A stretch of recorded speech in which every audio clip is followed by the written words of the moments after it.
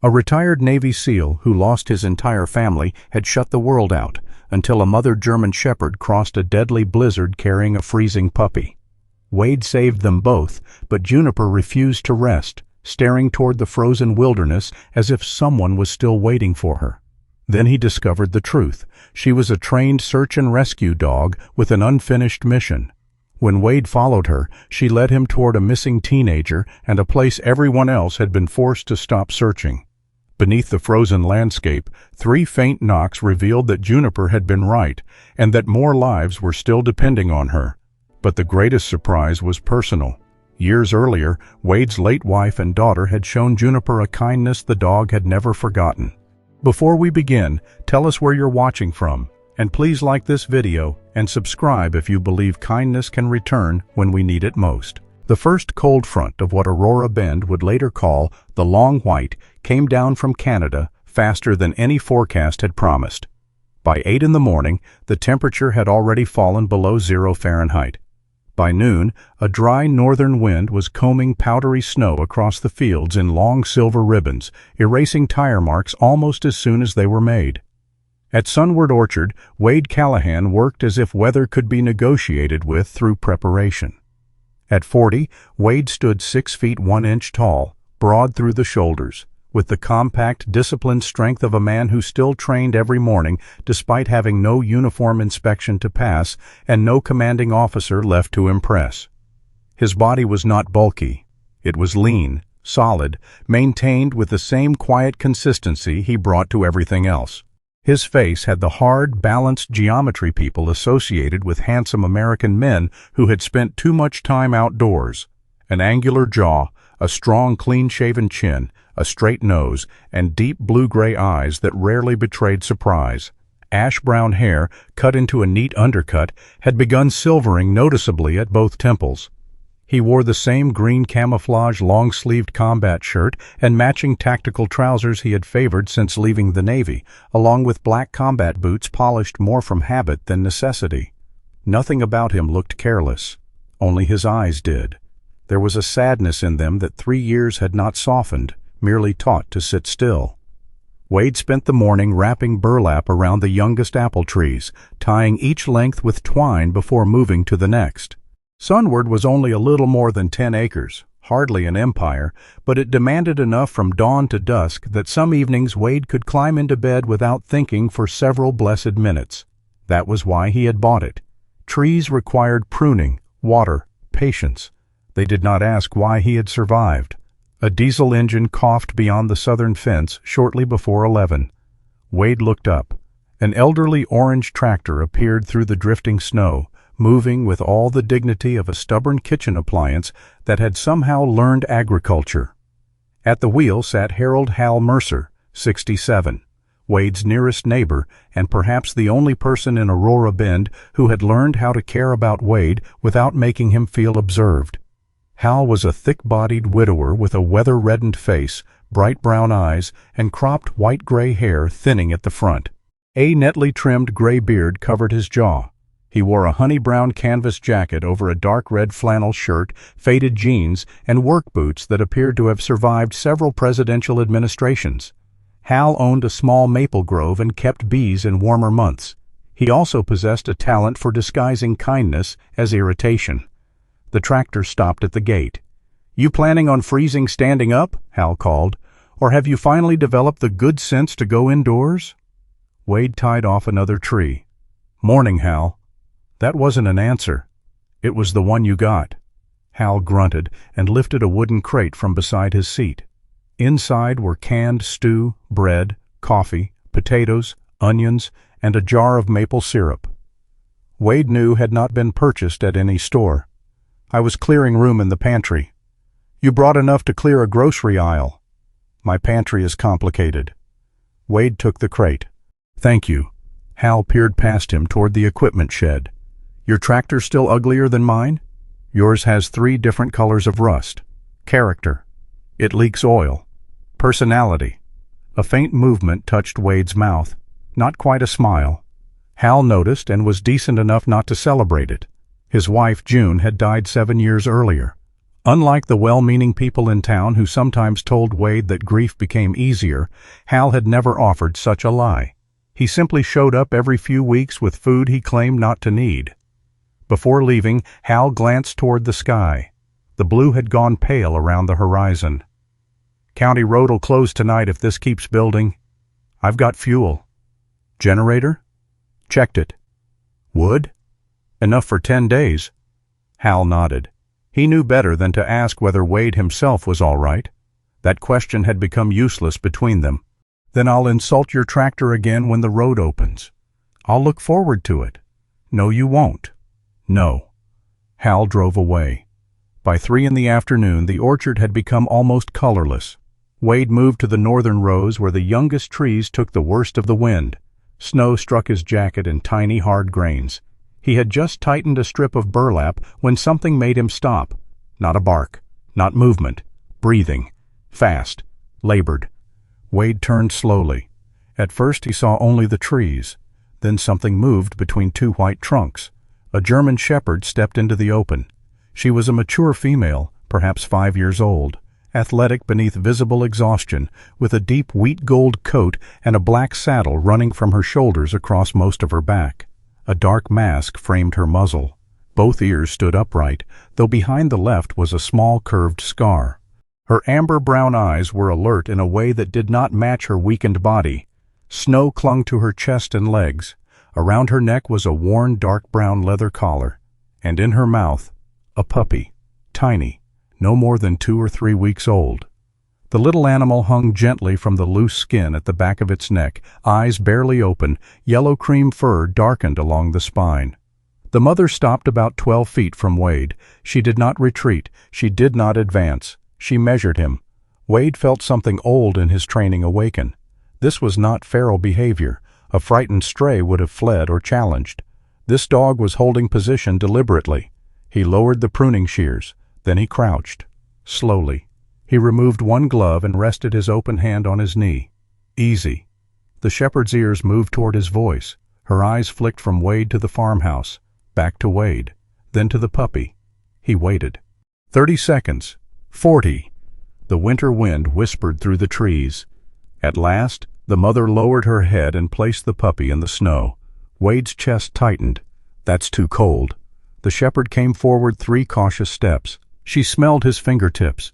For one strange second, her amber eyes lifted directly into his. Wade had approached wounded men who looked at him with less calculation. Then the dog stepped aside. She looked at the puppy, then back at Wade. It felt less like trust than authorization. Wade moved. He slid both hands beneath the puppy. The little body was frighteningly cold, too light, barely responsive. Oh, hell. He tucked it against his chest beneath the front of his jacket. The mother tensed immediately, but did not interfere. "I'm taking the little one inside." Whether she understood the words did not matter. She understood motion. Wade started toward the farmhouse.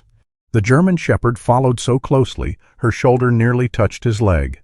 The strangest thing happened halfway across the orchard. Wade stopped. So did she. He turned left experimentally. The shepherd shifted left. He stepped backward. She stepped forward, positioning herself between Wade and the northern tree line while still watching the puppy hidden against his chest. That was when Wade noticed something that made the cold feel suddenly sharper. There were tracks behind her, but they did not come directly from the road. They entered the orchard from the north, from the woods, from the direction of Lake Everlight. And through the blowing snow, Wade could make out that the tracks continued much farther than any exhausted mother carrying a newborn should reasonably have traveled. For the first time, a thought entered his mind that had nothing to do with saving the puppy. Where had she come from? The shepherd looked north, only once, then nudged Wade's elbow with her nose. Not toward the woods, toward the house. Whatever had brought her across those miles, she had decided something else mattered first. Wade carried the puppy inside. The kitchen at Sunward Orchard had remained almost unchanged for 3 years. A cast-iron stove occupied one wall. Copper pans hung above a scarred butcher block counter. A round oak table stood near a window facing north. Wade rarely used more than one chair. He set the puppy on folded towels near the stove, careful not to place it too close to direct heat. The mother entered after him but refused to come farther than 6 feet from her pup. She stood stiffly, nostrils working. Wade closed the door. "You're safe." The phrase sounded unfamiliar in his own house. He called Dr. Elodie Marr. Elodie was 36, the veterinarian who ran the small Aurora Bend animal clinic beside the feed store. She was a slender woman of medium height with chestnut brown hair, usually tied low at the nape of her neck, hazel eyes, and the calm, direct manner of someone accustomed to frightened animals and equally frightened owners. Elodie had learned long ago not to fill silence simply because Wade created a lot of it. She answered on the 3rd ring. "Tell me you didn't cut yourself again." "I didn't." "Then something with 4 legs?" Wade looked at the puppy. "You know me too well." "No, you're just not the type to call socially," he explained. Her tone changed immediately. "How responsive?" "Minimal. Breathing shallow but regular." "Don't put it right against the stove." "Didn't." "Warm towels, slowly. No hot water bottle directly on the body. Check the gums." Wade gently lifted the puppy's lip. "Pale pink." "Better than white. Any tremors?" "Not much." "That can mean she's too cold to shiver properly." Wade's jaw tightened. "Can you get here?" There was a pause. "I can't. Sheriff's Department just closed County 9. Visibility's nearly gone." Wade looked toward the window. Snow had already swallowed the fence. Elodie continued, "You're going to have to be my hands for a while." Wade had heard sentences like that before. Different voice, different place, different lives on the floor in front of him. His chest hardened automatically. "Tell me what to do." For the next 40 minutes, Elodie guided him through warming the puppy gradually, checking breathing, testing skin elasticity for dehydration, and preparing a safe temporary space. The mother watched every movement. Wade noticed she understood boundaries. Whenever he approached her directly, she stiffened. Whenever he worked on the puppy, she allowed him closer. "You got a name for the mother?" Elodie asked. "No." "You'll need something other than dog if you're going to argue with her all night." Wade glanced through the kitchen window. Beyond the glass, barely visible through blowing snow, stood the juniper shrubs at the north edge of the orchard. Juniper. And the puppy? He looked down. The tiny animal had one paw stretched from the towel like a new shoot pushing through soil. "Sprig." Elodie was quiet. "What?" "Nothing. You're judging the names." "I'm actually impressed. They're almost cheerful." "Goodbye, Elodie. Call me if Sprig's breathing changes." He ended the call before she could enjoy herself further. By early evening, Sprig began to move. A tiny paw flexed. Then the puppy made a thin squeaking sound. Juniper's entire posture changed, her shoulders lowered. Her tail, which had remained rigid, relaxed onto the floor. She crossed the kitchen and lay beside the towels. Wade watched her touch her nose to Sprig's head. Something moved painfully behind his ribs. Not grief exactly. Recognition. Once, long ago, he had stood in the doorway of Annie's room and watched Claire pull a blanket over their daughter without waking her. Such small gestures had seemed permanent then. He had not known permanence was only something people believed while they still possessed it. Wade turned toward the stove. He added another piece of wood. Outside, the storm deepened. By 9, the windows were opaque with snow. Wade prepared a bed of blankets beside the stove for Juniper and Sprig, then settled on the sofa rather than going upstairs. He told himself it was practical. The puppy needed monitoring, nothing more. Sometime after midnight, he fell asleep. At 3:06 a.m., Wade woke without knowing why. The fire had burned low. Sprig slept in the blanket nest. Juniper was gone from beside him. Wade sat up. She was at the northern window, perfectly still. The German Shepherd sat with her back to the room, ears erect, staring through frost-covered glass toward the darkness beyond the orchard. Wade watched her for several seconds. "Juniper." No response. He rose and crossed the room. The dog did not look at him. Beyond the window there was nothing to see except white darkness and the faintest suggestion of the trees. Farther north lay Lake Everlight. Wade rested one hand against the window frame. "There isn't anything out there." Juniper's ears tilted forward. Then she made a sound. Not a bark. A low breath almost like a whine held back before it could become one. Wade looked down at her. For the first time since she arrived, Juniper was not watching her puppy. She was waiting for something beyond the house, or someone. Sprig stirred behind them. Juniper turned instantly, checked the puppy, then looked north again. Wade felt an uneasiness he could not name. The shepherd had crossed a winter storm, carrying the most vulnerable thing she possessed. She had found shelter, warmth, food. Her puppy was alive. By every ordinary measure, her journey should have been finished. Yet Juniper sat before the window as though arriving at Sunward Orchard had only been one stop along the way.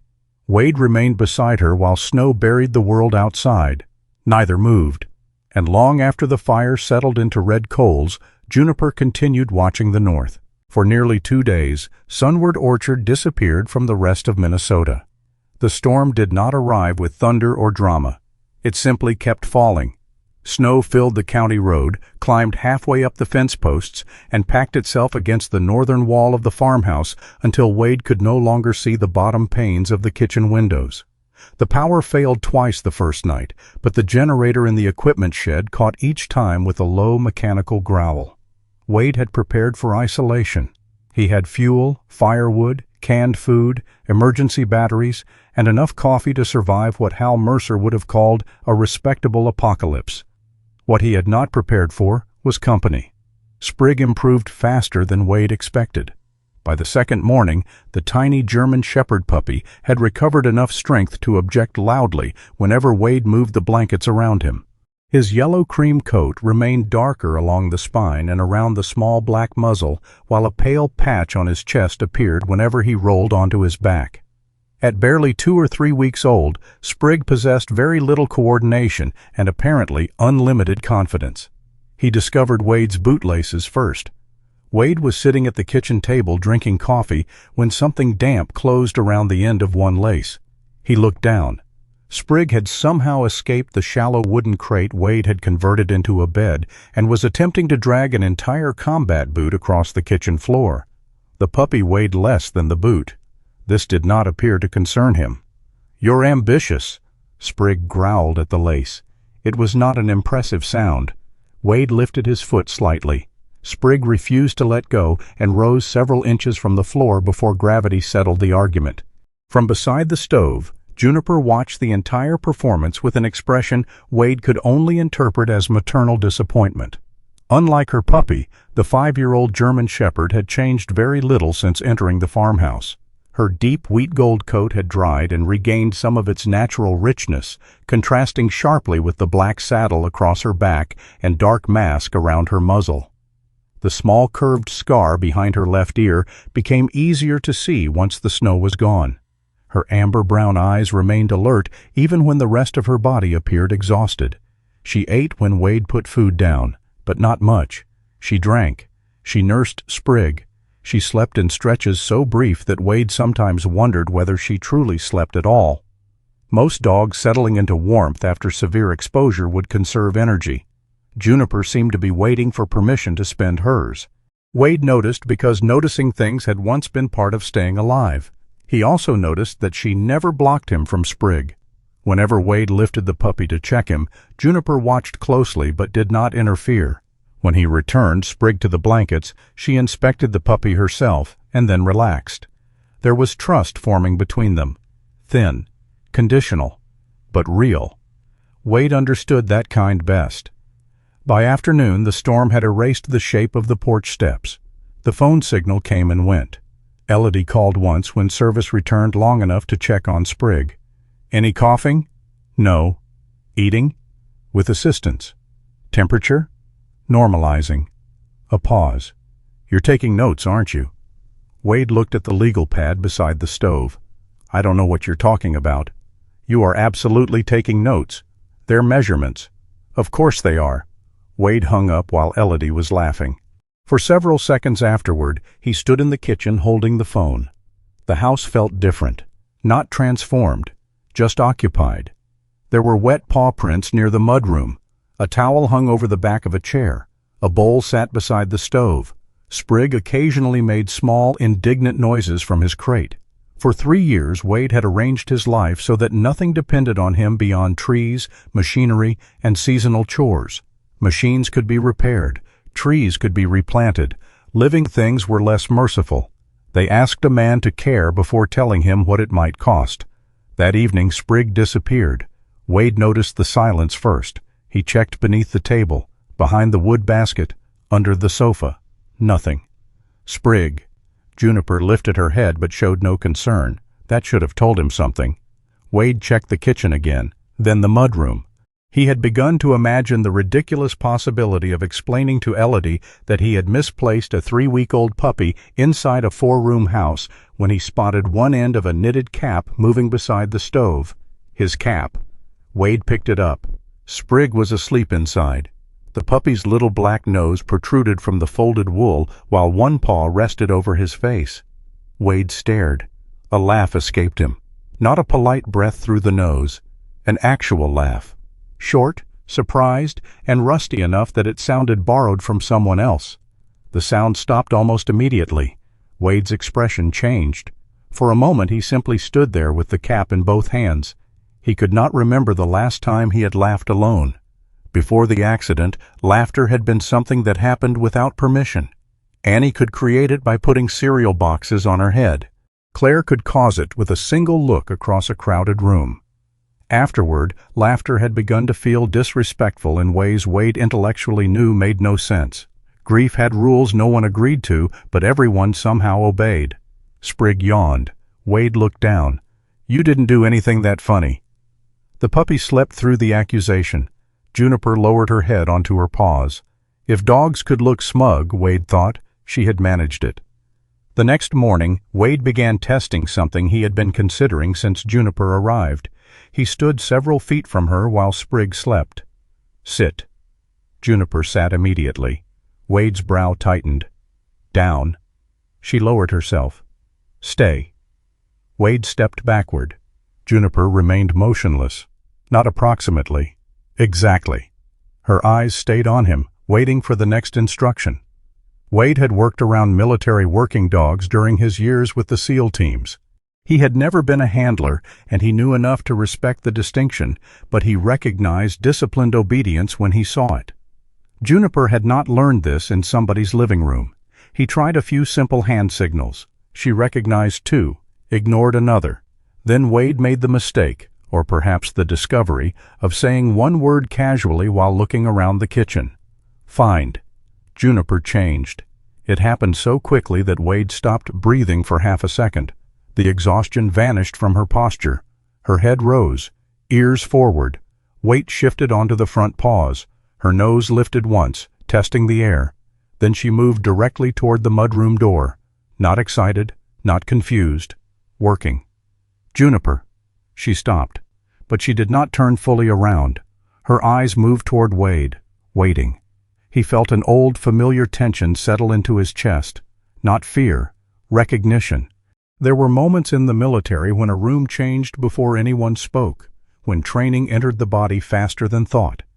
Juniper had just done the same thing. She knew that word. More importantly, she knew what came after it. Rehook. Wade expected her to scratch at the door. She didn't. Juniper returned to him instead. She stopped directly in front of his knees and looked up. Then she touched her nose once against the back of his bare hand. Afterward, she walked back to the door and waited. Wade stared at her. The gesture was so controlled that it unsettled him more than barking would have. She was not asking him to open the door so she could run away. She was waiting for him. For several seconds neither moved. Then Sprigg squeaked from his blanket nest. Juniper's ears flicked backward. Her head turned toward the puppy. Duty pulled in two directions across her body so visibly that Wade could almost see the decision being made. She returned to Sprigg, lay down beside him. But her eyes stayed on Wade. Something about that look remained with him for the rest of the day. The storm weakened during the night. By dawn, the wind had fallen enough that Wade could see the barn again. At 6:17 a.m., Juniper approached the sofa where Wade had fallen asleep. She took the fabric of his sleeve gently between her teeth, pulled once. Wade opened his eyes. "What?" Juniper released him and went to the door. Sprigg remained asleep beside the stove. Wade pulled on his boots and coat. When he opened the door, Juniper moved immediately into the pale morning. She crossed the yard with purpose. Wade followed as far as the porch. Juniper continued toward the edge of the property until she was nearly 100 yards away. Then she stopped, turned, looked directly at him. Wade felt the invitation again. No. Juniper remained still. Not today. After several seconds, she returned. Slowly, reluctantly. She spent the rest of the morning restless, pacing between Sprigg and the mudroom. The following morning, Wade woke before his alarm. He checked the clock. 6:16. 1 minute later, Juniper was beside him. Same gentle pull at his sleeve. Same movement toward the door. This time, Wade did not dismiss the pattern. Coincidence could explain many things. Discipline explained more. Juniper had been trained by someone. She had a routine. And whatever she believed she was supposed to do had not ended when she reached Sunward Orchard. That realization should have occupied Wade completely. Instead, Sprigg found another vulnerable place: memory. That evening, the puppy climbed clumsily onto Wade's stomach while he sat on the sofa. Wade steadied him automatically. Sprigg turned in a tiny circle, collapsed against Wade's chest, and fell asleep almost instantly. Wade's hand rested over the little dog's ribs. Up, down, up, down. He remembered Annie asking for a German Shepherd. She had been 9, all elbows and impatient brown-blonde hair, with blue-gray eyes inherited from Wade, and the stubborn certainty that every reasonable argument eventually surrendered if repeated often enough. Not a little dog, she had insisted. A real dog. What makes a dog real? One that can run in the snow. That sounds scientific. It is. Claire had laughed from the kitchen. Wade had promised Annie they would choose one when he returned from what was supposed to be his final deployment. After the last trip, Dad. That was what she had called it. A promise made casually because Wade had believed time belonged to them. His phone lay inside the drawer beside the sofa. Wade opened it. An old device sat beneath spare batteries and a folded receipt. He powered it on. The screen brightened. There was still one saved voicemail. Annie, 4:42 p.m. The day before Thanksgiving, the day everything ended. Wade pressed his thumb against the screen but did not open the message. He had heard the first few seconds once. That had been enough to discover that his daughter's voice still had the power to make 3 years disappear. He had stopped it before she finished her first sentence. Since then, he had kept the voicemail the way some people kept a locked room. Proof that something was still inside. Proof he could enter whenever he wanted, so long as he never did. Sprigg shifted against his chest. Wade swallowed. His thumb hovered over play, then moved away. The screen darkened. Across the room, Juniper lay beside the door. She did not approach him. She did not press her head beneath his hand or offer the kind of perfect consolation people like to imagine animals always knew how to give. She simply remained there, quiet, watchful, present. Wade looked at Sprigg sleeping against him. The puppy needed warmth, milk, protection, simple things. Juniper needed something less obvious. And for the first time, Wade allowed himself to consider a possibility he had resisted since she entered his life. Perhaps Juniper had not come to Sunward Orchard because she needed a man to rescue her. Perhaps she had stopped there because she needed Wade to come with her. He looked toward the door. Juniper lifted her head. Their eyes met. Neither of them moved. But something between them had changed. The storm broke on the third morning with almost insulting beauty. Aurora Bend emerged beneath a hard blue Minnesota sky, every roof, fence rail, and apple branch buried under clean white snow. Sunlight poured across the valley and struck the drifts so brightly that Wade had to narrow his eyes when he stepped onto the porch. For 2 days, the world had seemed no larger than Sunward Orchard. Now it existed again, and apparently it came with Harold Mercer. The old tractor could be heard long before it appeared. Hal pushed through the southern end of the county road with a front blade attached crookedly enough to offend anyone with mechanical standards. Snow rolled away from the tractor in heavy curls as he cleared a narrow route toward Wade's gate. When he finally stopped, he climbed down stiffly and surveyed his work. County should pay me. They'd ask you to do it straight. That sounds like government interference. Wade was carrying a shovel toward the barn when Juniper stepped onto the porch behind him. Hal froze. His eyes moved from the adult German Shepherd to Sprig, who was bundled in a shallow carrier Wade had placed inside the doorway where sunlight reached the floor. Then Hal looked at Wade. "When did you open a dog hotel?" "They're temporary." Hal slowly nodded. "Sure." Wade knew that tone. Hal pointed toward Juniper. "I said the same thing about a cat 14 years ago." "You don't own a cat." "Exactly. Cat owns the house." Juniper watched Hal without alarm. Her posture remained alert, but she did not place herself between him and Sprig. Hal noticed that too. He had grown up around working farm dogs and possessed the useful old-fashioned habit of allowing an animal to introduce itself rather than reaching immediately for its head. "She looks like she's been somewhere," he said. Wade glanced at Juniper. "That makes two of us." Hal did not answer. Some jokes were doors, some were walls. Hal had known Wade long enough to recognize the difference. By 10, the county plow had opened one lane into Aurora Bend. Wade loaded Juniper and Sprig into his pickup and headed for town. Juniper rode in the back seat beside the secured puppy carrier.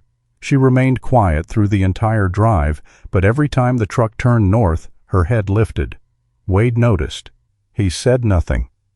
Aurora Bend Animal Clinic occupied a low brick building between a feed store and an old hardware shop. Inside, the familiar smell of disinfectant, animal fur, and coffee made the place feel warmer than the temperature suggested. Dr. Elodie Marr met them in the examination room. She gave Sprig the attention first. The puppy had gained strength, but Elodie remained careful. She checked his hydration, mouth, abdomen, heart, lungs, and reflexes before finally setting him into a towel-lined basket. "He's doing much better." Wade nodded. "You sound disappointed." "I'd be more impressed if you hadn't apparently documented every feeding." Wade had brought the legal pad. He did not defend himself. Elodie smiled and turned toward Juniper. The shepherd allowed the examination, though only after watching Elodie's hands closely. Elodie ran practiced fingers along the dog's spine, abdomen, mammary glands, paws, and shoulders. Her expression changed. "What?" Elodie checked again. "She gave birth recently." "That part I figured out." "Not what I mean." She looked toward Sprig. "I don't think he was the only puppy." Wade became very still. Elodie continued gently. "There's no way to give you an exact number from an examination alone, but physically, I'd expect a larger litter." The room seemed to lose some of its warmth. "How recent?" "Couple of weeks. Maybe a little more. She's producing enough milk that one puppy doesn't explain everything I'm seeing." Wade looked at Juniper. The dog stood beside the table, calm but watchful. He remembered all the small pieces he had not been able to place. Her exhaustion, the urgency that remained even after Sprig stabilized. He did not voice the conclusion. Not yet. Elodie found the microchip between Juniper's shoulders and passed the scanner over it. A number appeared. "Good," she said. "At least somebody registered her." She entered the identification number into the database. For a few seconds, nothing happened. Then a record populated the screen. Elodie leaned closer. Her face changed. "What?" She rotated the monitor. The entry was old but clear. Juniper, K907, Northlight Wilderness Search, Cooperative Primary Handler, Marion Kells. An address appeared beneath it. Wade recognized the general region, northwest side of Lake Everlight. The registered telephone number returned an automated disconnected message. Elodie leaned back. "Northlight. You know it?" "Everybody around here did." She explained that Northlight Wilderness Search Cooperative had once trained dogs and volunteer handlers for missing person searches throughout northern Minnesota. Budget losses and county restructuring had reduced the program until most formal operations ended roughly 6 months earlier. One person had remained, Marion Kells, 61. Elodie pulled up an old staff image still attached to the registration file. Marion was a lean, weathered woman with a narrow, intelligent face, gray-brown hair tied low behind her neck, and pale green-gray eyes that looked directly into the camera without any interest in smiling for it. Even in the photograph, she carried the straight-backed posture of someone accustomed to cold trails, long searches, and decisions made without applause. She trained dogs for wilderness search most of her life, Elodie said. People trusted her. Past tense? Northlight mostly shut down. Marion stayed as caretaker. Wade looked again at the address. When did anyone last hear from her? Elodie hesitated. I don't know. That answer bothered him more than it should have. Rehook Elodie reached for Juniper's worn collar to inspect the skin beneath it. As she turned the leather, something scratched softly against the metal examination table. A small tag had been tucked against the inside of the collar, almost completely hidden beneath the thick fur. Wade had seen the collar many times. He had not seen this. Elodie rotated the tag toward the light. The front carried only K907. The reverse was badly worn. Most of the engraving had been polished shallow by years of movement, but one line remained readable. If working, do not remove.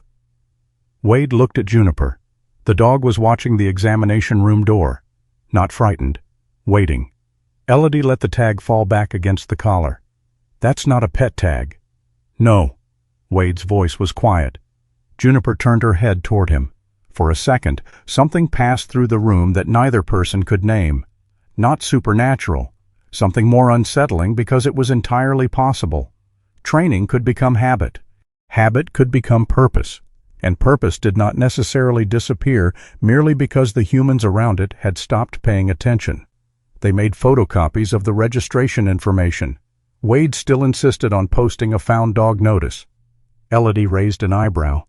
You think someone else might claim her? I think somebody deserves the chance to prove they have a right to. That was Wade's way. Suspicion did not become evidence just because it felt convincing.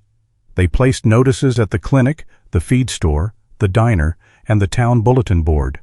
For the rest of the day, nobody called. The next afternoon, somebody did. His name was Derek Harlan. He arrived at the clinic shortly before 4.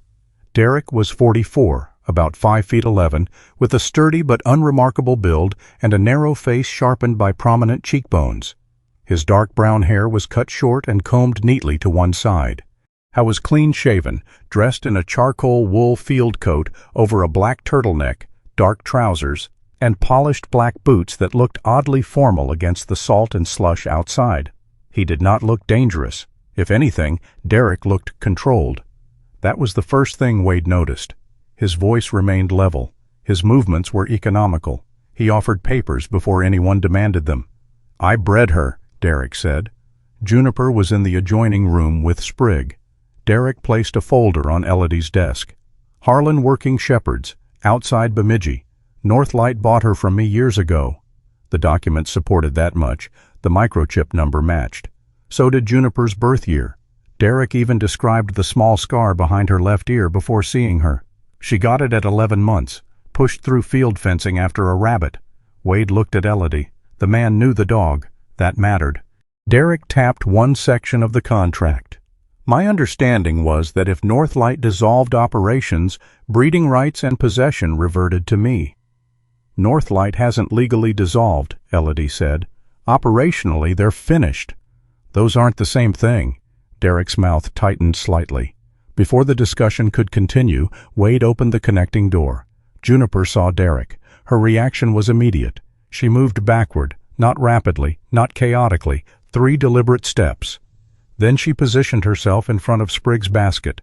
Her head lowered. The muscles across her shoulders tightened. She did not bark. She did not bare her teeth. But a tremor traveled along one foreleg. Derek sighed. She's stressed. Wade studied Juniper. Maybe. She just crossed a blizzard. Maybe. Derek looked at him. You keep saying that. Because I don't know. There was no threat in Wade's tone. That made it harder to argue with. Derek crouched slightly. Juniper. The dog's ears moved. She knew the voice, but she did not approach. Derek stood again. She was always highly sensitive after whelping. Elodie folded her arms. We're not transferring an animal today, not until ownership is verified with Northlight or Marion Kells. For the first time, irritation showed plainly on Derek's face. Not rage, frustration. That dog has substantial value. Wade's attention sharpened. Derek continued before he could respond. Genetically, professionally, her line produces exceptional working temperament. I'm not talking about selling puppies from the back of a truck. The explanation was reasonable. The wording still bothered Wade. Juniper watched Derek from behind Wade's leg. Sprig made a small sound from the basket. Immediately, Juniper lowered her nose to check him. Derek collected his papers. I'll give you 24 hours. Then I'd like this resolved properly. Elodie nodded. So would we. He left without another word. Wade stood near the window and watched him cross the parking lot. Elodie joined him. He might be telling the truth. I know. That reaction could have a dozen explanations. I know. You don't like him. No. Why? Wade watched Derek drive away. He looked at her and talked about what she's worth. Elodie glanced toward Juniper. That's not evidence either. No. Wade turned from the window. But I'm not handing her over on it. That evening he brought both dogs back to Sunward. The temperature was dropping again, though the sky remained clear.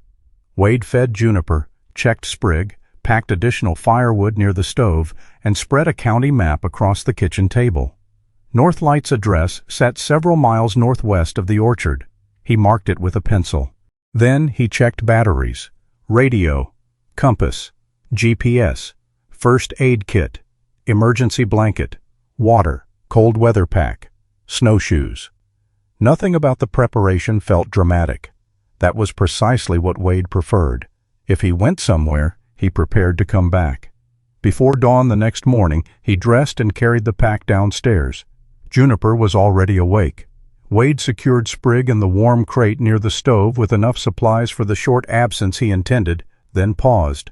Leaving a nursing puppy unattended was not an option. He picked up his phone and called Hal. The older man answered with a voice like gravel dragged over wood. If you're calling before sunrise, somebody better be dead or making pancakes.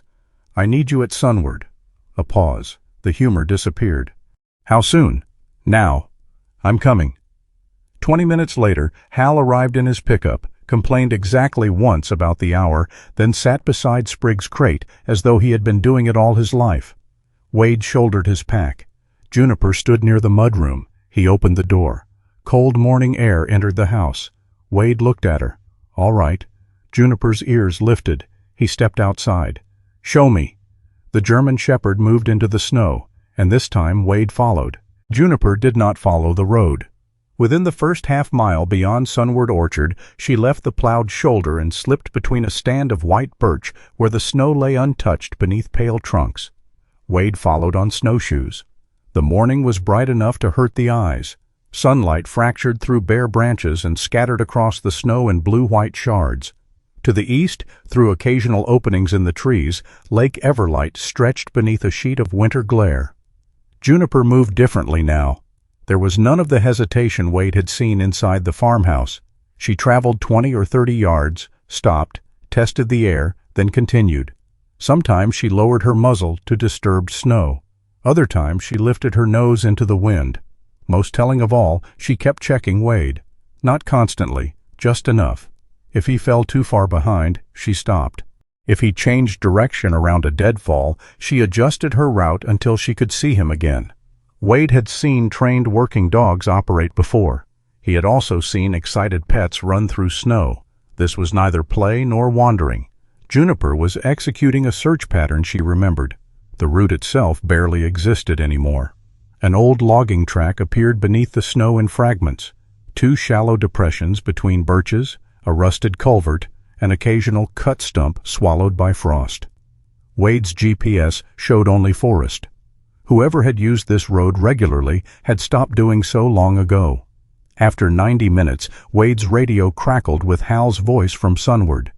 Your tiny landlord is awake. Wade smiled despite himself. Sprig? Ate, complained. Went back to sleep. That's about right. Your dog babysitting rates are getting unreasonable, Callahan. You volunteered. I absolutely did not. The transmission dissolved into static. Juniper stood 20 yards ahead, waiting. Wade clipped the radio back onto his shoulder strap. Apparently your kid has unionized. Juniper turned and continued. Another 20 minutes brought them onto higher ground. Then the trees opened. Northlight appeared below. It was smaller than Wade expected. A weathered caretaker cabin stood closest to the tree line. Beyond it sat two long timber buildings with metal roofs, a fenced training field, several kennel runs, and an old radio tower leaning slightly against the enormous blue sky. Snow covered almost everything, yet the place did not look abandoned. A shovel leaned beside the cabin steps. Firewood was stacked beneath a tarp.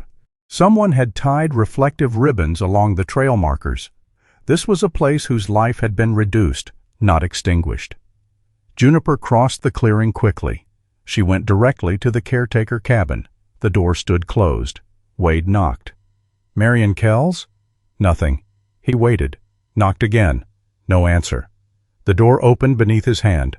Unlocked. Wade stopped at the threshold. Entering someone else's home without permission violated every ordinary rule he respected. An unanswered cabin belonging to the registered handler of a dog that had crossed a blizzard with a newborn changed the calculation. "Marion?" Silence. He entered. The cabin smelled faintly of wood smoke, coffee, and dogs. The stove was dead cold. A ceramic mug sat on the kitchen counter. The coffee inside had begun to freeze around its edges. Wade touched the iron stove, cold enough that it had not been burning recently. That troubled him. Beside the living area lay a large orthopedic dog bed. A faded patch sewn into its side read, "Juniper, K907. Juniper smelled it once, then moved past it. Wade found unopened dog food, several stainless steel bowls, veterinary supplements, and a stack of clean towels. In an adjoining utility room stood a low wooden whelping box. 3 blankets remained inside. Not 1. 3. Wade crouched.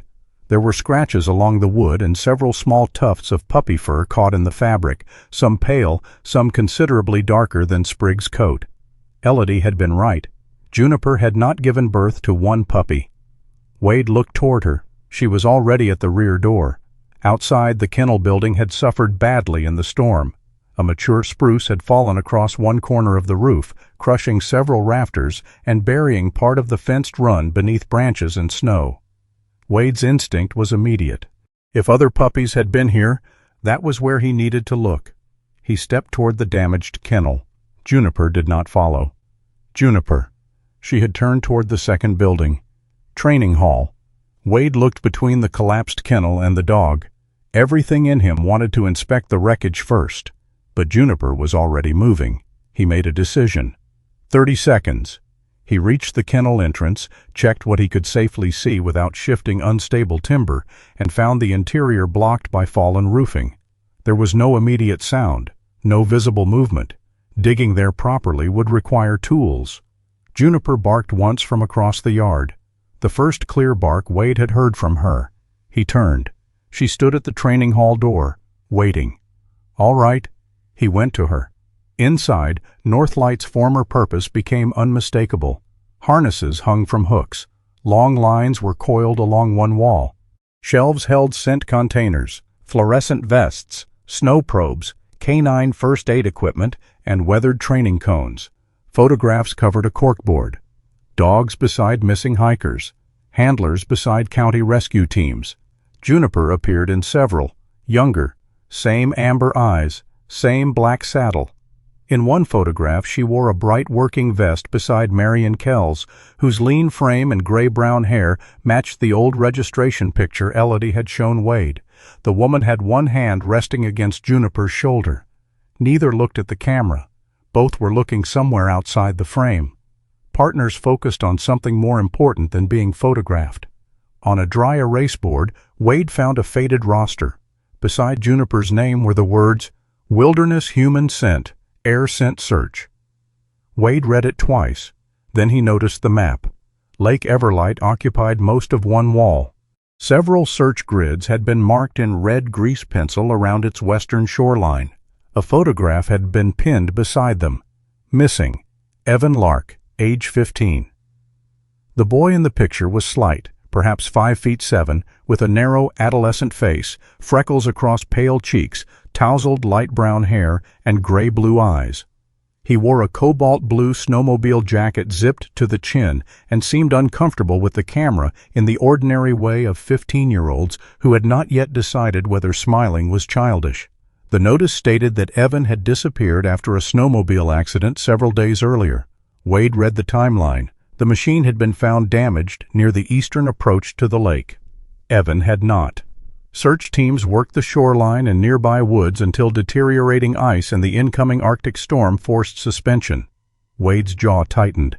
Juniper approached the map. She sat beneath the northwestern quadrant, not beneath the area containing the snowmobile marker. Somewhere in the building, wood settled with a soft crack. Wade began searching the desks. He found Marion's notebook beneath a stack of incident forms. Most entries were technical. Wind direction, temperatures, search sectors, Juniper's alerts. Then the handwriting became less controlled. J continues to pull NW. Strong alert pattern, not consistent with shoreline assumption. Another entry. No surface confirmation. County believes water entry probable. I don't. Dog keeps rejecting east grid. Wade turned the page. The final entry was dated shortly before the storm. Going once more before weather closes us. Short route only. If J confirms. Nothing followed. The pen stroke ended abruptly. Not with a period, not with a signature, just ink stopping in the middle of a thought. Rehook. Wade was about to close the notebook when Juniper walked to a bank of old metal lockers. She ignored the first three, stopped at the fourth, pressed her nose against the narrow gap beneath the door, then sat. Wade opened it. Inside hung an empty blue snowmobile jacket of a different size, several training leads, and a small cardboard scent box marked with a date.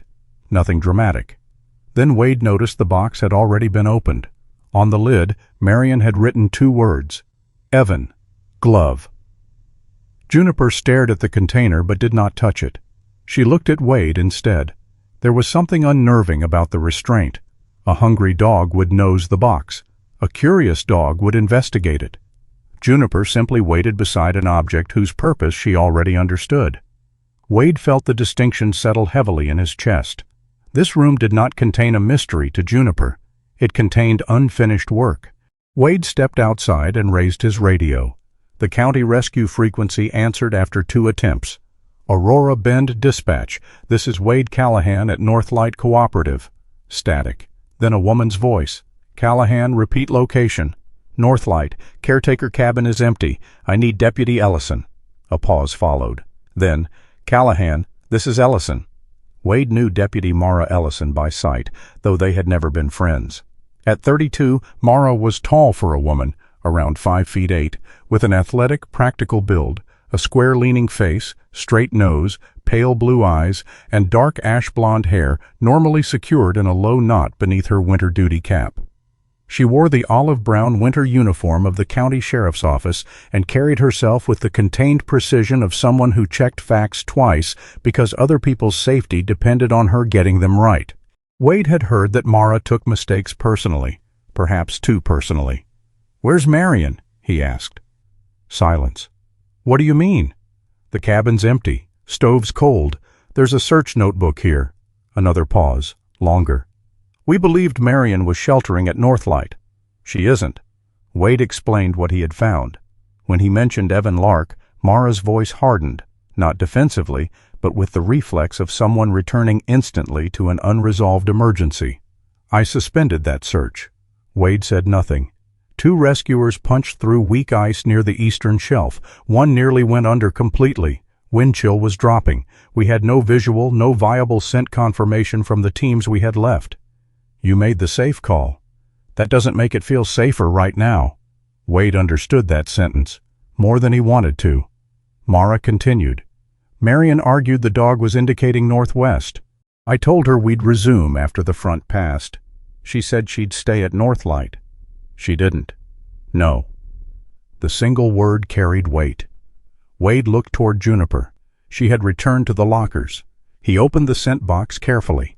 Inside was one gray winter glove sealed in a plastic evidence bag. "There's a glove here marked Evan." Mara exhaled sharply. He was wearing gray insulated gloves, blue jacket, black snow pants. Juniper saw Wade lift the bag. Her entire body changed. Not excitement, activation. Ears forward, tail steady, muscles gathering beneath the gold and black coat. Wade did not open the evidence bag. He didn't need to. Juniper appeared to know exactly what was inside. Then she turned, crossed the training hall, and went through the open door. Juniper. She did not stop. Wade followed outside. The shepherd crossed the compound, passed the damaged kennel without turning toward it, and climbed a snowy rise beyond the training field. At the top, she paused. Wind moved through her coat. Beyond her lay Lake Everlight, white, enormous, silent. Juniper lifted her muzzle and tested the air, then descended toward the northwest. Wade stared after her. Pieces that had seemed unrelated began arranging themselves into something he could no longer dismiss. The discipline, the search equipment, Marion's unfinished notebook, the scent article, the map. Juniper had not spent these days trying to find where she belonged.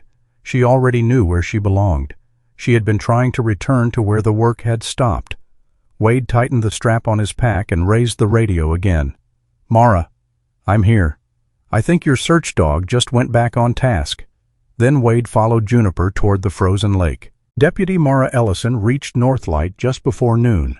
She came in a county rescue truck with two people Wade had not met before. The first was Caleb Rusk, 45, leader of Aurora Bend's Volunteer Search and Rescue Unit. He was a broad-shouldered man just over 6 feet tall, clean-shaven, with a square face, heavy jaw, and dark brown hair clipped close to the scalp with silver beginning to show above the ears. He wore a burnt-orange rescue parka over charcoal snow trousers and black insulated boots. His movements were deliberate, almost economical, and he spoke with the steady patience of a man who had spent too many winters watching people make dangerous choices because fear convinced them speed mattered more than judgment. The second was Tessa Wynn, 29, a county paramedic with a compact athletic build, dark brown hair pulled tightly behind her head, and wide brown eyes that became unusually still whenever she was concentrating. She wore a deep red EMS winter jacket with reflective strips, navy paramedic trousers, and black cold-weather boots. Tessa was quiet without being shy. She had the habit of checking equipment while other people talked, as though conversation should never be allowed to interrupt readiness. Mara stepped from the truck and looked toward Lake Everlight. "She's gone farther?" Wade nodded toward Juniper. The German shepherd stood at the edge of the Northlight clearing, body angled northwest. Impatient but controlled. "She hasn't changed direction." Mara looked at the sky, then at the frozen lake. "Doesn't mean we walk onto bad ice because a dog wants us to." Wade met her eyes. "I agree." Caleb glanced at him, perhaps expecting resistance. Instead, Wade was already removing the county map from his pack. The surprise on Caleb's face lasted only a second. Good, Wade thought. He had spent enough years around men who confused courage with refusing instructions. He had no interest in becoming one. They returned to the training building. Mara spread Northlight's old maps across a folding table. One showed the known search sectors from the first days after Evan disappeared. Another showed elevation contours and service roads.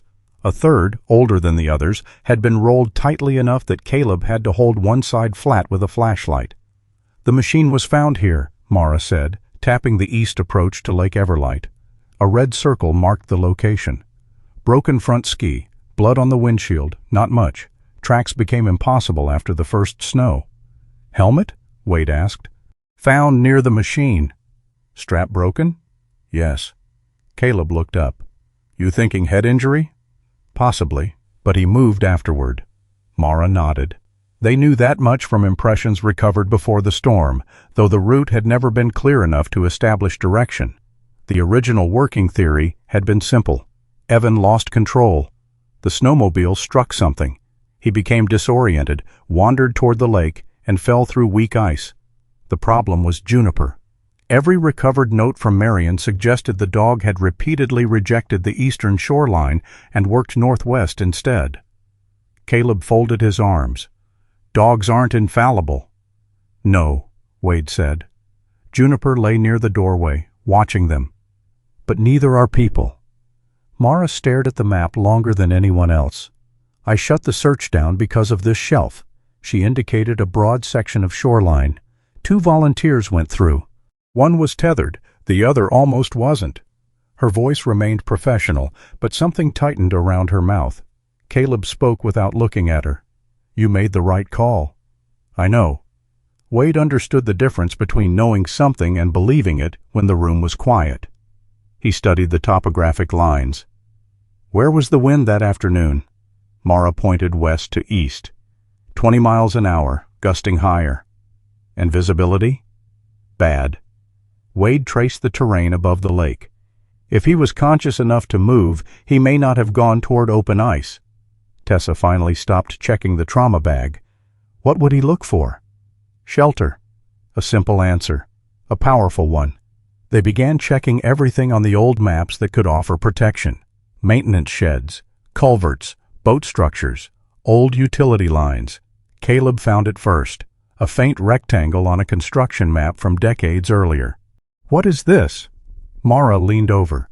The faded label read, West Pump Service, Access Chamber B. An old irrigation system had once carried water from Lake Everlight toward farms farther south. Most of the infrastructure had been dismantled years ago, but according to the map, a maintenance chamber remained beneath a small rise near an island-like projection on the western side of the lake. A service passage once connected it to shore. Could still exist, Caleb said. Could also be collapsed, Mara replied. Wade looked toward Juniper. The northwest line from Marion's notebook intersected almost exactly with the old service area. Mara saw it too. Nobody said anything for a moment. Then she reached for the radio. We wait for the ice team. Juniper rose. Wade watched her. Mara turned to him. You disagree? No. Good. Juniper paced once. Wade crouched beside her. You waited this long. Her amber eyes stayed on the door. You can wait another 20 minutes. Whether she understood him or only his tone, she settled reluctantly. That small act of restraint mattered. Everything in the room was trying to pull them toward urgency. The lake did not care. The ice team arrived with flotation suits, ropes, poles, a rescue sled, and equipment for testing thickness. Only after they established a safe approach did Mara authorize movement toward the western service area. Wade went with Caleb. Tessa stayed behind them with medical gear. Mara coordinated the line. Juniper wore a search harness attached to a safety line. The wind had picked up again, lifting loose snow from the surface into low, moving veils. From a distance, Lake Everlight looked peaceful. Up close, it made small sounds. Cracks, low groans. Occasional deep reports that traveled under the ice like distant thunder. Wade hated those sounds, not because he feared ice, because they reminded him of how casually solid things could stop being solid.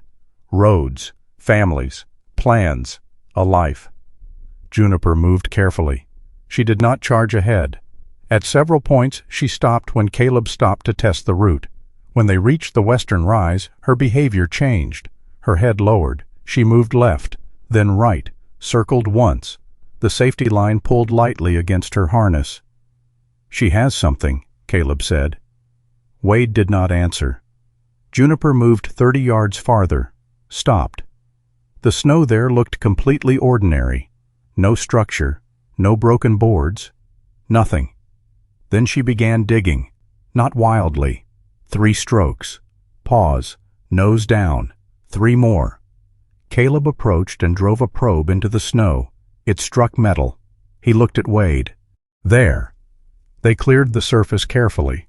Branches had frozen into a dense crust over what turned out to be the corner of a steel access hatch. More rescuers moved forward. Shovels worked around the perimeter. Snow came away. Then ice. Wade knelt beside the exposed metal. A rusted handle protruded near one edge. Caleb tried it. Nothing. Frozen. They began clearing the seam.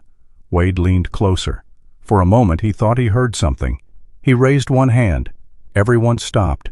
Only wind remained.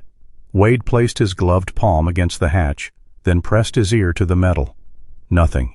He nearly sat back. Then, tap. A pause. Tap. Another pause. Tap. 3 weak knocks. Tessa's head snapped up. Caleb stared at Wade. Wade struck the hatch 3 times with his fist. Search and rescue. If you can hear me, knock again. Silence. 5 seconds. 10. Then 2 faint impacts answered from below. The entire mood changed.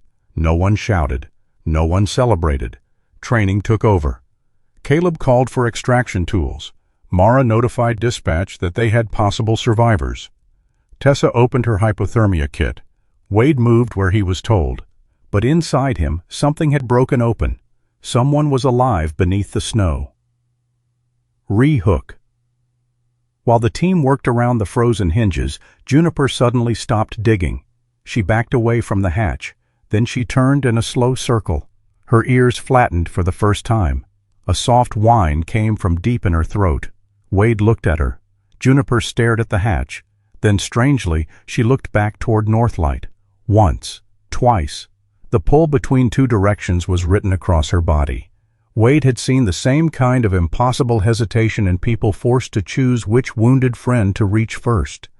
Juniper stepped toward the hatch again, stopped, looked back toward the distant tree line, then pressed her chest to the snow beside the metal door.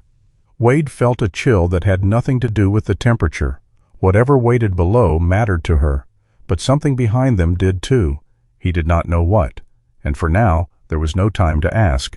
The access hatch finally opened enough for Caleb to lower a camera and light. A narrow maintenance shaft descended to a chamber below. 2 people, Caleb said.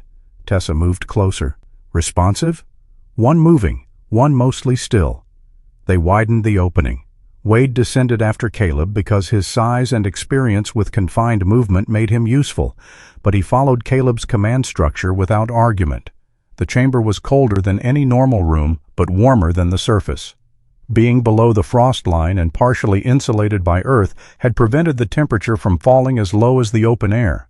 The beam of Caleb's light found a blue jacket first.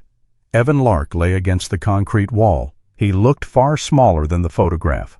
His light brown hair was dirty and flattened, freckles nearly invisible against pale skin. His lips were dry. The cobalt snowmobile jacket remained zipped high around his throat. His eyes opened when the flashlight moved across him. "Hey," Caleb said softly. "Evan?" The boy blinked. "You real?" Caleb gave the smallest smile. "Unfortunately." Evan tried to laugh. It became a cough. Beside him lay Marion Kells. Wade recognized her immediately despite the exhaustion carved across her face. At 61, Marion was lean and weathered, her gray-brown hair partially loose from the tie at the back of her neck. Her green-gray eyes were half open. A brick-red rescue parka covered her upper body, while her right leg lay trapped awkwardly beneath fallen material from a damaged service partition. Tessa descended and took command of the medical assessment. "Evan, look at me." He did. "Good. Don't try to stand." She checked his pulse and temperature while Caleb examined Marion's leg. The boy had survived by making surprisingly good choices. His snowmobile pack contained emergency bars, a reflective blanket, matches that had become useless in the damp chamber, and a small bottle. He had collected water from slow melt near a pipe seam. "Dad made me carry the stupid kit," Evan whispered. "Your dad is going to become very annoying about being right," Tessa said. That earned a weak smile. Marion had reached Evan only around 16 hours earlier. She had entered through an older shoreside service passage after following Juniper's search pattern. Part of the deteriorated interior had collapsed while Marion tried to open a secondary exit. She had injured her leg badly enough that climbing out became impossible. Wade looked toward the shaft. How did Juniper get out? Marion's eyes moved toward him. For the first time she seemed truly awake. "Juniper? She's here." Something changed in Marion's face. Relief, then urgency. "Let her down." Tessa looked at Caleb. Caleb radioed up. A few minutes later, Juniper descended with assistance in her harness. The moment her paws touched the chamber floor, she found Marion. No searching, no hesitation. She crossed the concrete and pressed her head against the woman's shoulder. Marion closed her eyes. Her hand, trembling from cold and exhaustion, moved into the thick gold and black fur at Juniper's neck. "Good girl," she whispered. That was all. 2 words. But Wade had to look away. For 3 years, he had trained himself not to imagine the final moments of the people he loved. Whether Claire had called his name, whether Annie had been afraid, whether anyone had reached them quickly enough. He had built an entire life around refusing to stand too close to those questions. Now he watched a woman who had every reason to believe nobody knew where she was feel the familiar weight of her dog against her body. Someone had come back. Not soon enough to prevent fear, not soon enough to prevent injury, but back. Wade swallowed hard. Rescue did not erase what happened before it. Sometimes it simply meant the story did not end there. The team stabilized Marion's leg and prepared both survivors for extraction. Tessa kept Evan talking. "What did you eat last?" "Peanut butter bar." "Good?" "Terrible." "Then you're definitely going to live." Dying people don't complain about snack quality. Even Marion made a faint sound that might have been a laugh. Once the extraction system was ready, Evan went first. Marion insisted. Nobody argued. When her turn came, Juniper tried to remain beside her. "We'll get her up too," Wade said. Marion looked at him properly for the first time. "You Wade?" He frowned. "How do you know that?" Later, Tessa adjusted the blanket around Marion. "Save the mysterious conversations for the hospital." Marion ignored her. "Puppy?" Wade understood. "Sprig is safe." Marion's eyes closed. A long breath left her. Thank God. Then she opened them again. Her expression changed. "Clover?" Wade stared at her. Marion's fingers tightened weakly against Juniper's collar. "And Moss?" Juniper stood abruptly. Every muscle in her body became alert. Wade heard the names but did not understand them for half a second. Then the damaged kennel at Northlight returned to his mind. The multiple blankets, the different-colored puppy fur. Juniper's strange glance back toward the compound while they were opening the hatch.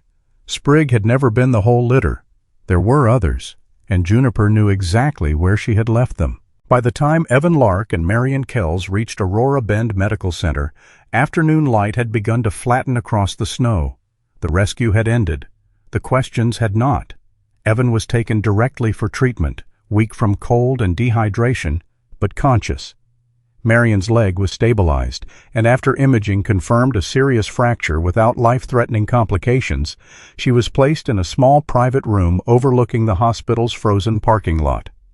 Wade stood near the window, while Mara and Caleb remained closer to the bed. Juniper lay on the floor beside Marion. She had not willingly moved more than a few feet from her handler since the rescue. The 5-year-old German Shepherd looked exhausted now that there was finally permission to be. Her wheat-gold coat was dulled by dried snow and grit. The black saddle across her back seemed almost too dark against the sterile hospital room. Her amber eyes, so vigilant through the last several days, had softened but not closed. Wade had seen that before. Men who stayed alert until everyone else was safe. Only afterward did the shaking begin. Marion rested one hand on Juniper's neck. "3," she said. Wade looked at her. "What?" "3 puppies." Her voice was weak but steady. "Sprig, Clover, Moss." Wade glanced toward Mara. The damaged kennel at Northlight seemed suddenly much farther away than a few miles. Marion saw the question in his face. "Juniper had them a little over 2 weeks ago." "Why was she working?" "She wasn't supposed to be." That answer came with a faint edge of guilt. Marion shifted against the pillow and winced.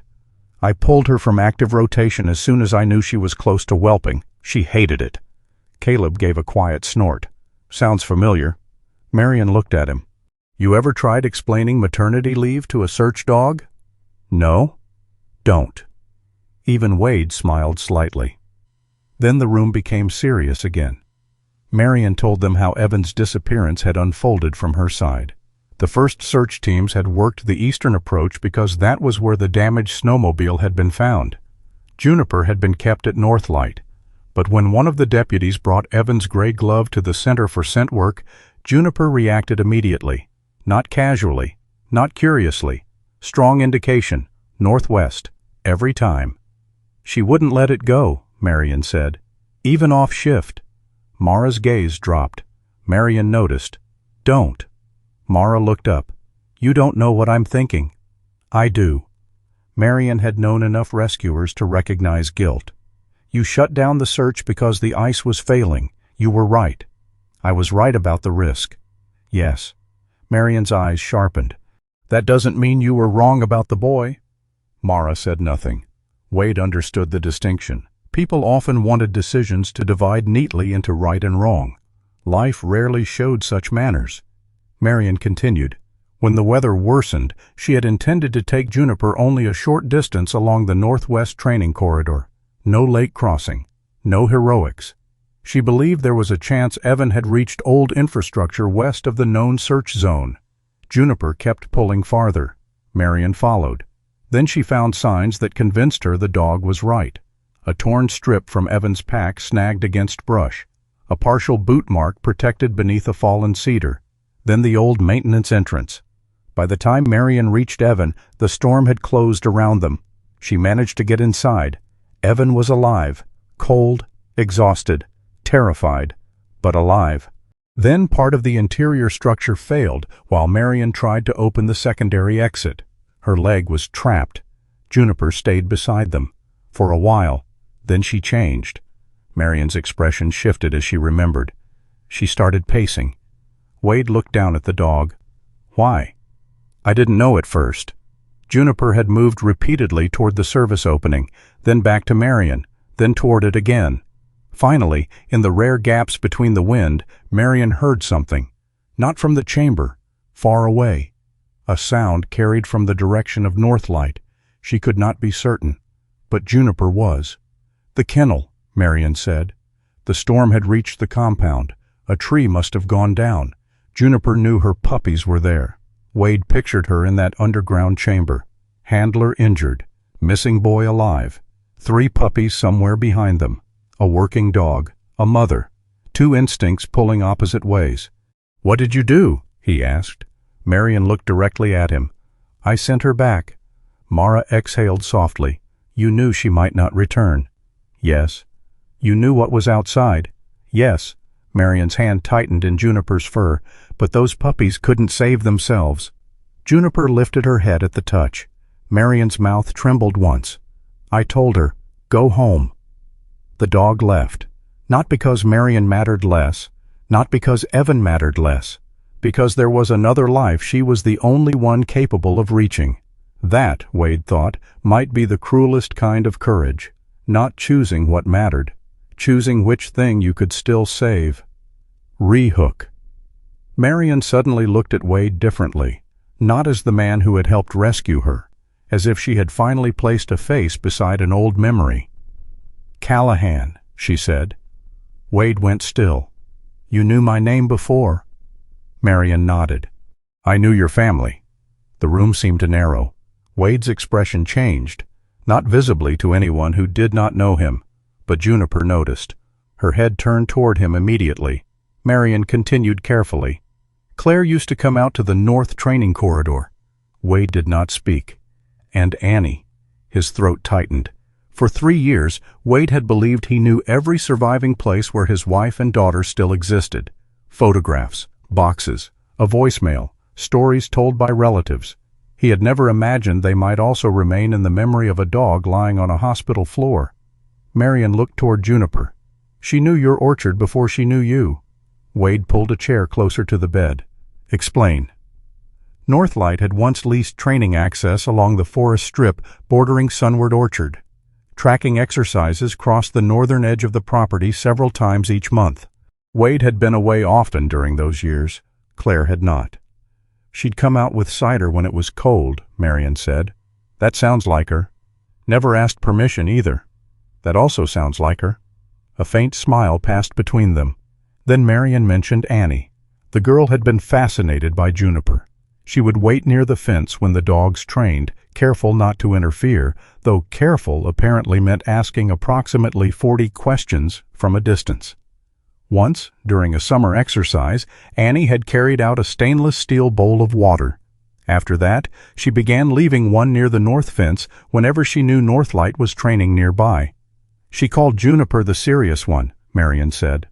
Wade looked down. A memory surfaced.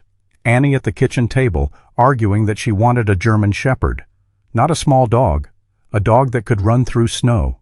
At the time, he had assumed it came from television or a classmate. Maybe it had come from Juniper. Claire never told me.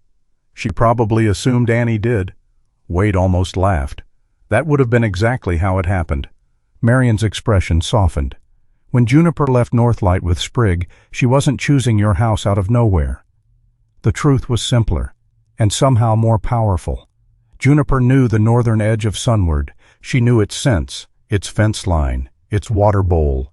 The place had been associated with calm voices, food, water, and people who never threatened her. Juniper knew that place was safe, Marion said. Wade stared through the hospital window. For 3 years he had thought Claire and Annie were gone from the world except where he consciously preserved them. But kindness left tracks too. Sometimes in people, sometimes in places, sometimes in an animal's memory. Mara broke the silence. "We need to go back." Marion's face tightened. "The kennel." Wade was already standing. They returned to Northlight before sunset. Hal met them there after bringing Sprig from Sunward in the heated cab of his pickup. The older man stepped out holding the puppy carrier like something explosive. "I have been peed on twice." Wade took the carrier. "Thank you. I want that entered into the official rescue record." Caleb had brought tools. The damaged kennel roof required patience rather than force. A heavy spruce trunk rested across the outer structure. The interior whelping room was partially protected by reinforced framing, but the main entrance remained jammed beneath twisted roofing. They worked from the side. Caleb cut away damaged timber. Mara cleared snow. Hal ran the portable work lights and muttered opinions about everyone's technique. Wade worked beside them. Juniper stayed near the opening. Sprig, wrapped warmly in the carrier, remained inside the heated vehicle until it was safe. Eventually Wade heard something. Not barking. A thin, almost bird-like squeal. Juniper heard it too. Her entire body surged forward. "Easy," Wade said. Caleb removed one final section of broken paneling. Warm air barely moved from inside. The kennel's emergency heater was still running. Weakly, but running. Wade crawled through first. The whelping room smelled of straw, dust, and dog. 2 tiny shapes lay pressed together in the deepest corner. Alive. The first puppy was a female, Clover. Her coat was honey gold with black beginning to form along the back. Both front paws were noticeably lighter than the rest of her legs. She lifted her head weakly when Wade touched her. Beside her was Moss, the smallest of the litter, a male with much more black across his back and head, gold showing around his cheeks, chest, and legs. Moss barely responded. Wade's heart dropped. Then the puppy breathed. Again, small, shallow, alive. "We've got both." Outside, Mara closed her eyes for 1 second. Juniper made a sound somewhere between a whine and a breath. They brought the puppies into the heated room. Elodie had driven out with medical supplies once Mara notified her, and she immediately assessed Moss. "Cold and dehydrated," she said, "but I don't feel obvious trauma." "Good?" "Good enough to keep fighting." Clover was stronger. Sprig was brought in. When Juniper finally lay down on the blankets, all 3 puppies gathered against her. Sprig pushed clumsily toward his mother. Clover followed. Moss needed Elodie's help before he found warmth. Then he settled. 3 small bodies. 1 mother, whole again. Wade sat a few feet away. Something about the sight hurt, but not in the familiar way. For years, any image of family had become an inventory of absence.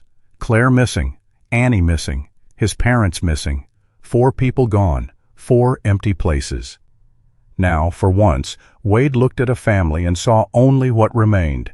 Nothing replaced what he had lost. He did not want it replaced. That was not healing. Healing, he realized, might be learning that something new could matter without competing with the dead. That night, Wade returned to Sunward alone. Juniper and the puppies remained temporarily under Elodie's supervision at Northlight. The farmhouse felt quiet again, but not the same kind of quiet. Wade sat on the sofa, opened the drawer, took out the old phone. The voicemail was still there. Annie, 4:42 p.m. His thumb hovered, then pressed play. Static, a small rustle, and Annie's voice. "Dad?" Wade shut his eyes. He did not stop it. Annie complained that Grandma was making pie too early. She whispered conspiratorially that Claire had caught her eating filling directly from the bowl. Then she asked the question she apparently considered most important. "Are we still getting the dog when you come home?" A pause. In the background, Claire laughed. Warm, unprepared. alive. Annie laughed too. Then, "Okay, love you. Call me when you can." The message ended. Wade sat in darkness. For a long time nothing happened. Then his face folded. He covered his eyes with one hand and cried, not because the voicemail had hurt more than silence, because it had hurt differently. For 3 years he had preserved Annie's final message by refusing to let it end. Now he had heard the ending and discovered something he had forgotten. The last thing his daughter had left him was not fear, not tragedy, not goodbye. It was an ordinary request about a dog, and his wife's laughter in another room. Wade replayed it. This time he listened all the way through again. Winter did not leave Aurora Bend all at once. It retreated by inches. First came the sound of water running beneath roadside snowbanks. Then dark patches appeared beneath the birches. By March, Lake Everlight still wore a white shell, but its edges had begun turning gray where sunlight gathered against the reeds. The town slowly returned to ordinary life. For Wade Callahan, ordinary had become something unfamiliar. He was still 40, still 6'1", still broad-shouldered and disciplined, his ash-brown undercut silvering at both temples, and his angular, clean-shaven face carrying the same deep blue-gray eyes that rarely gave strangers much to read. He still wore his long-sleeved green camouflage combat uniform, matching tactical trousers, and black combat boots. But Sunward Orchard no longer felt like a place built around absence. There were 3 dog bowls in the mudroom now. Usually 4, depending on who was visiting. Sprig followed Wade everywhere. The German Shepherd puppy had grown from the tiny, half-frozen bundle that could barely crawl into a sturdy young dog with yellow cream fur darkening across the back, a black muzzle, and a pale mark on his chest. His ears had entered an awkward stage in which one occasionally stood while the other seemed undecided about the entire concept. Wade found this deeply undignified. Sprig did not care. Evan Lark recovered faster than the doctors initially expected. By early spring, the 15-year-old had returned home with his parents. He remained thinner than before the accident, and for several weeks he slept with a lamp on, something nobody in his family teased him about. Marion Kells had the slower road. Her injured leg required surgery, followed by months of physical therapy. When she finally returned to Northlight on crutches, she was thinner than before, her gray-brown hair showing more silver around her temples. But the pale green-gray eyes remained as sharp as ever. "You look terrible," Wade told her. Marion looked at his camouflage. "You dress like you're expecting Canada to invade the orchard." "So we're both doing well." "That seems fair." Juniper walked carefully beside Marion, but no longer hovered anxiously around her. The 5-year-old German Shepherd had regained her athletic strength. Her wheat gold coat shone again beneath the clear spring light, the black saddle along her back deep and distinct. The small curved scar behind her left ear remained visible whenever she turned her head. Her work was not finished, but it had changed. So had the question of who legally owned her. Derek Harlan returned to Aurora Bend once more in March. There was no confrontation. The county had recovered additional Northlight records from storage, including an amendment attached to Juniper's original purchase agreement. The document was plain. Upon completion of her wilderness search certification and a specified service period, full ownership transferred permanently to Marion. The breeding return clause Derek had relied upon no longer applied. Derek read the copy twice. He sat across from Marion at a table inside the Northlight office while Wade and Mara remained nearby. For several moments, nobody spoke. Then Derek folded the document. "I missed the amendment." Marion said nothing. He looked through the window toward Juniper. The dog was outside beside Wade's truck. "She was one of the best dogs that ever came out of my line." "That isn't the same as knowing her," Marion said. Derek accepted the correction without argument. "No." He stood. There was disappointment in him, perhaps pride as well, but no explosion waiting underneath. Before leaving, he paused at the door. "She ended up somewhere I never would have predicted." Marion looked toward Juniper. "Most worthwhile lives do." Derek gave a small nod and left. That was the end of it.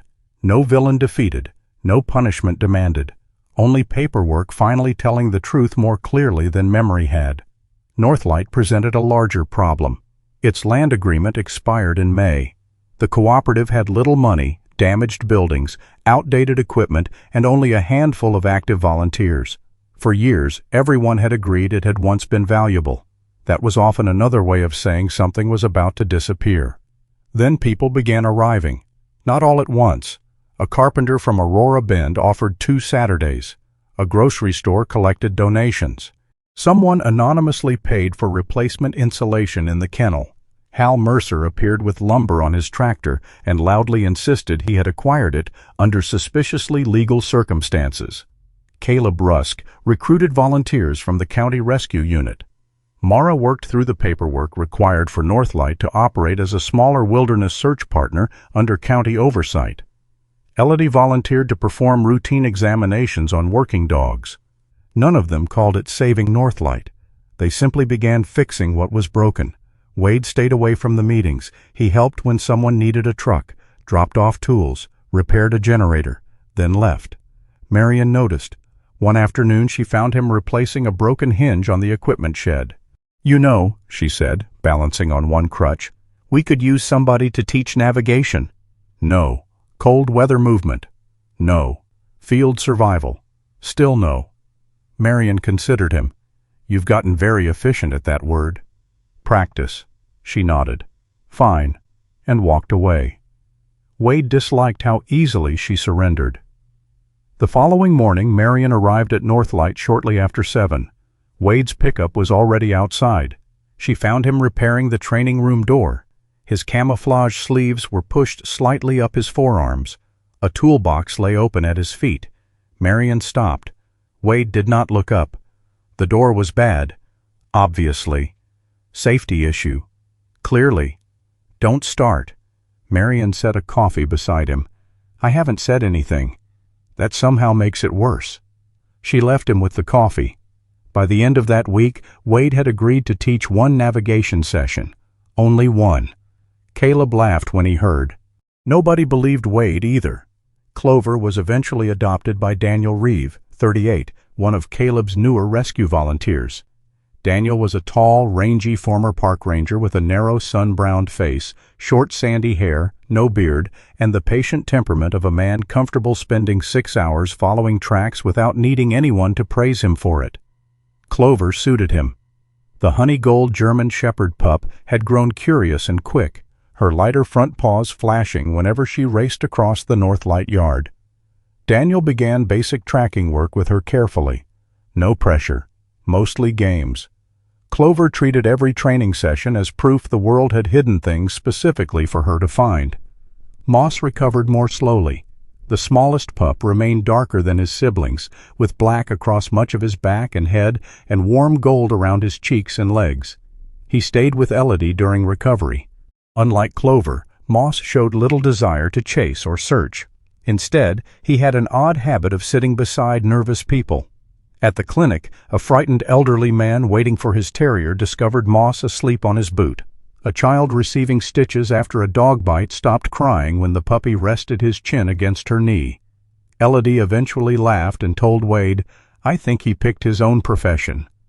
Moss began accompanying her during small community visits. Not formally at first, just naturally. Juniper returned to light work beside Marion once the veterinarian cleared her, but a problem appeared, or perhaps a decision. Rehook. One late afternoon, training ended at Northlight.